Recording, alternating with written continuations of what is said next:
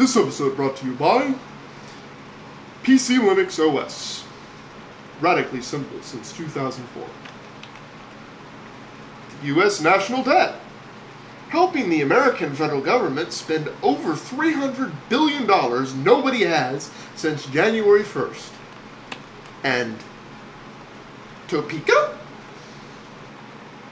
Hey y'all, sorry I haven't been doing videos for a while. It's been a little tax crazy. I'm going to go ahead and just cover a history of something that we all know and love and we all like to think we know.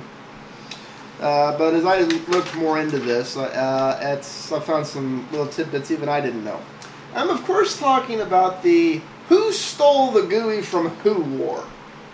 Apple fanboys say, well, we all know Apple invented that. And Microsoft stole it from Apple. Wrong.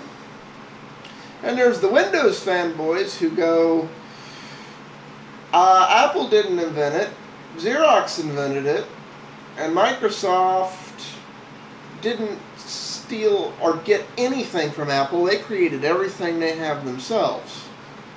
Also wrong. And there's the people who hate both companies and say Xerox invented everything and they were robbed and Apple and Microsoft stole from them and there were never any licensing agreements. Microsoft hasn't contributed anything and Apple's completely uncreative. Also wrong. So, in a dramatic twist and completely out of character, I'm going to just go over the facts of what happened. It all started back with the Palo Alto Research Center, 1969. Scientists got together, put this thing up. 1970, the thing was officially put up and got. This thing was always the bastard stepchild of Xerox, as evident by the fact that Palo Alto is all the way in this place called California on the Pacific coast, and Xerox corporate headquarters is all the way 3,000 miles plus away on the East Coast. The only reason anything got done in Palo Alto was because corporate could not directly keep an eye on them. Which is pretty evident as to why things got on. Now let's move forward. It's the mid-70s, 1976. The era of the Steves. Steve Wozniak and Steve Jobs co-founded this little company called Apple Computers. Next year, this thing called AppleSoft Basic is created. Now, yes, it was a dialect of Basic, but this is the thing that made the Apple II what it was. Basically, believe it or not, and this is something that will surprise a lot of Apple fanboys, AppleSoft Basic was created by Microsoft. What? What? The big bad evil company that never created anything, never contributed to the computer revolution, never did any innovation, is just this big bad hog that everything up and steals from everyone. What did they do? Oh my God, they created something that made the Apple II the computer that it was. They created a version of BASIC that did what everyone needed. So, I'm confused. Now, you can get onto the fact that, oh, it was a magnetic type stuff, but I mean, it was the 70s. That's how everything was. The details of this was Apple obtained an 8-year license for AppleSoft Basic from Microsoft, and it was done for a flat fee of $31,000.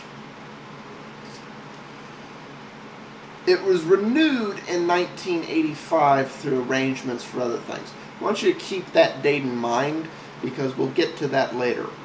But keep in mind that Microsoft is the company that made the Apple II the computer that it is.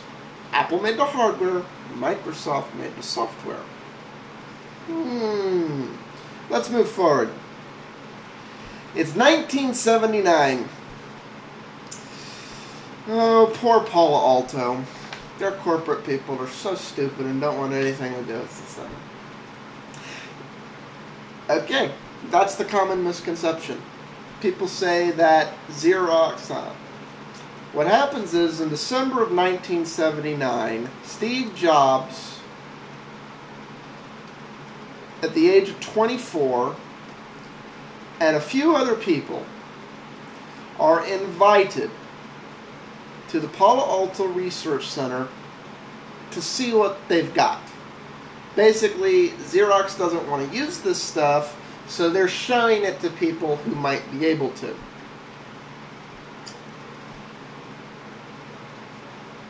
The main things that were shown were object-oriented programming, networking computers, and graphical user interface.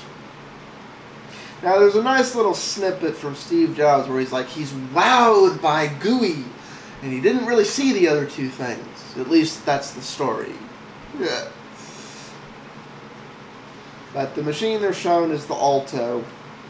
Things go on.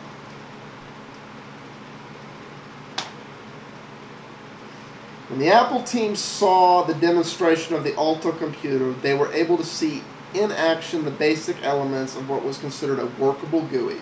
You know, what you see is what you get and click. It's like that was where that originated. So Apple saw it in 1979 from Xerox.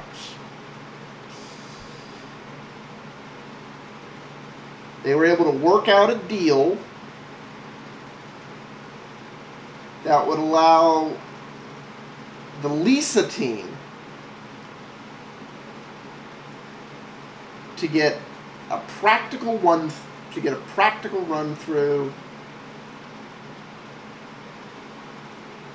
Say, what is it? When the Apple team saw the demonstration of the Alto computer, they were able to see in action the basic elements of what was considered a workable GUI. A great deal of work was put inside. Okay. So, I'm sorry for babbling there. I got a little lost. I should be more concise. Anyways, let's move forward. 1980, next year.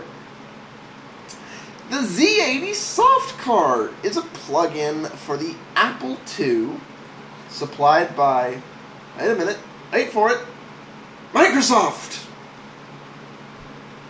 For those of you who don't know what that is, there was the CP/M operating system developed by Digital Research, was pretty much the end-all standard for business software. It's like, imagine today, this card did for the Apple II what Wine and Darwin do for Linux and Mac. You know, whether we love or hate it, most software is made for Windows, and the ability to run that software is important. And that was what this card did for the Apple II. And, oh, look who's supplying it. It's Microsoft. This big, bad, evil company that's not doing anything for anyone. Now, it was developed jointly with other companies. That's not. So, you know, Apple's working on this GUI stuff, but Microsoft's making their main product, the Apple II work, which is funding all this development. Apple's becoming a successful company because Microsoft's doing a lot of work for them that Apple doesn't have the time or desire to do themselves. And as a result, both companies are getting stronger. Okay, I'm a little up on time, so we're going to pick up in 1981 where things start to get really interesting in the second part. I apologize for wasting a minute there getting lost in thought, but oh well. See y'all in 1981. Meanwhile, set your TARDIS controls for 1981, or if you prefer Mr. Peabody, the Wayback Machine will work just fine.